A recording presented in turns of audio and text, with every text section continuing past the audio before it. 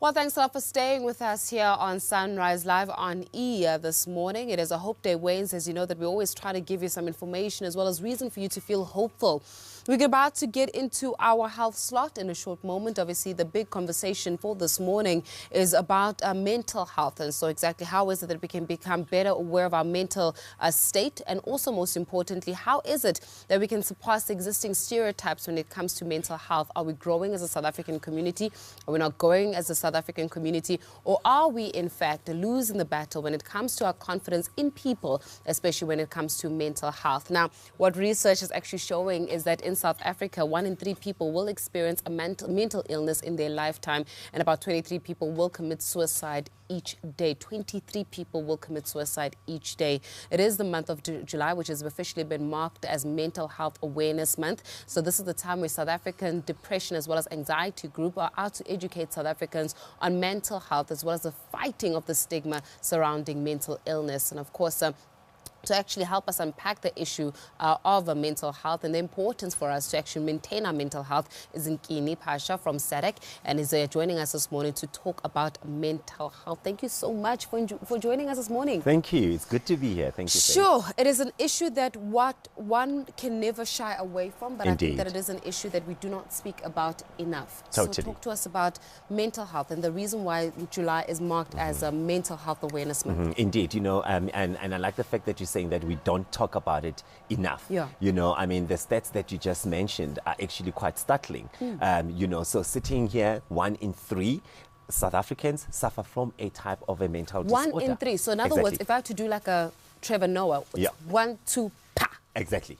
And Pa would be Penny. Will be, exactly. Or Faith, for that matter. Indeed. Or Mark. Indeed. So Okay. it's telling us that we've got a huge problem in this country. Yeah. You know, we've got still a lot of people that are taking away their lives. You know, more than 20 successful suicides a day in South Africa. So we should really, you know, be standing up and creating the awareness and the education around mental health. Yeah. You know, in general. I mean, if you look at the 5 top, you know, mental illnesses that affect people. I was actually going to ask you that about the mental illnesses because in the South African context, if it's 1 in 3, what is the most prevalent? What is that 1 in 3? So we're looking at major depression.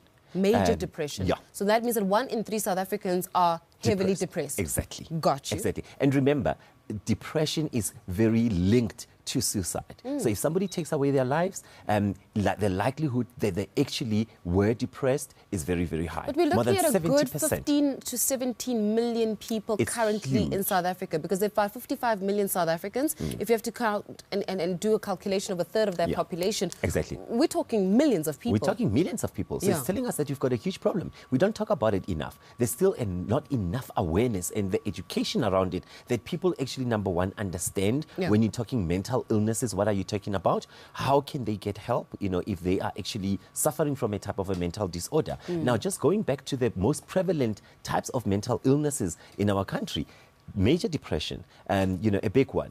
Anxiety disorder. Now, remember, a lot of people will talk about being stressed. You know, oh, I feel stressed. You know, I can't cope because I'm stressed. And very often people think that when you say you're stressed, it's sort of the more acceptable, you know, term. It's almost like we say, when you say we're stressed, we use it as I always say we call stress the badge of honor. Yes. You know, it's like when somebody says, oh, I'm so busy. Absolutely. And then you call it a badge of honor because it makes us feel better. It's almost like we're doing something proactive We're doing with our something, lives. you know, I'm so busy. Oh, you know what? I've got this fast-paced life. You know, I'm in and out and that. And really without, you know, realizing that actually the stress, this, you know, persistent and prolonged, you know, stress, actually it's a type of an anxiety disorder. In fact, let me put it that way. But also that can lead to a much more severe type of a, you know, of a mental disorder.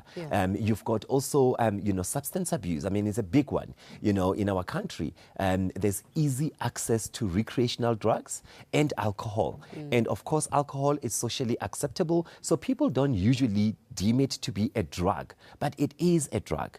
You know, so substance abuse is also a big one. Schizophrenia, and of course, bipolar disorder. So those are the top 5 mental illnesses that affect South Africans. A third of the South African population that is growing more and more.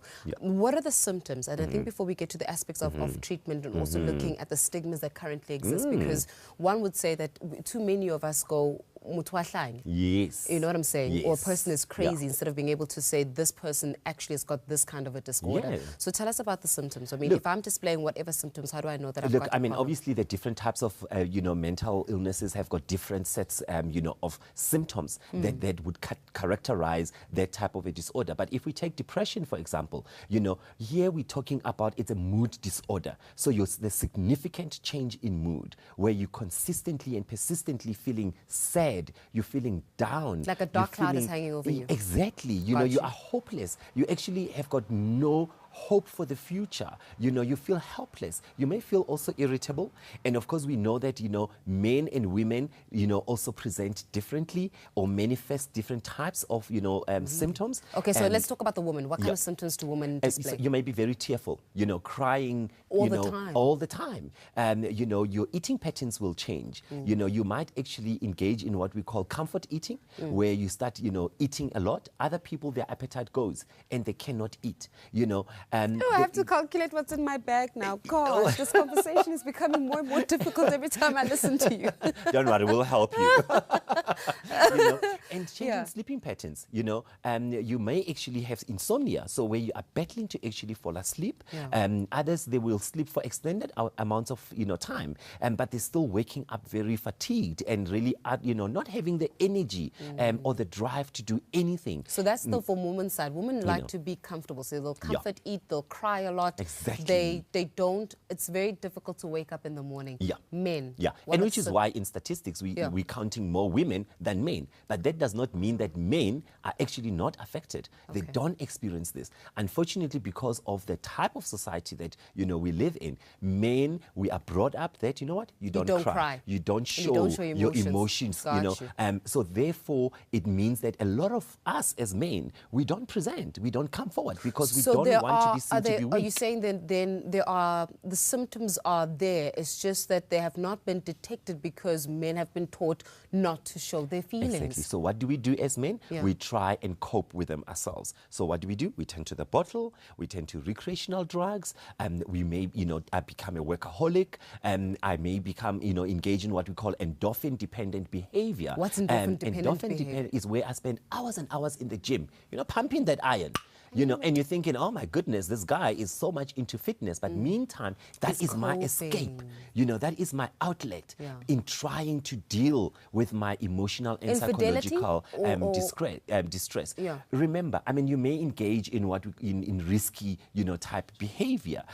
So I don't really want to label infidelity as really necessarily a symptom of mental disorder. But certainly you may then start engaging, because remember, when you are using alcohol, when you are using recreational drugs, or any form of addiction, you become less inhibited, and then therefore it actually propels you, to engage in a lot of other activities which you might not necessarily under normal circumstances engage in. With the stereotypical sort of South African setting where stigma is particularly rife, so we're speaking about schizophrenia a little bit earlier on, society still is not able to say there's a problem with this individual, they're displaying signs of maybe extreme depression or even some form of schizophrenia, let us get them help. It's usually society shuns that individual away without being able to address the problem.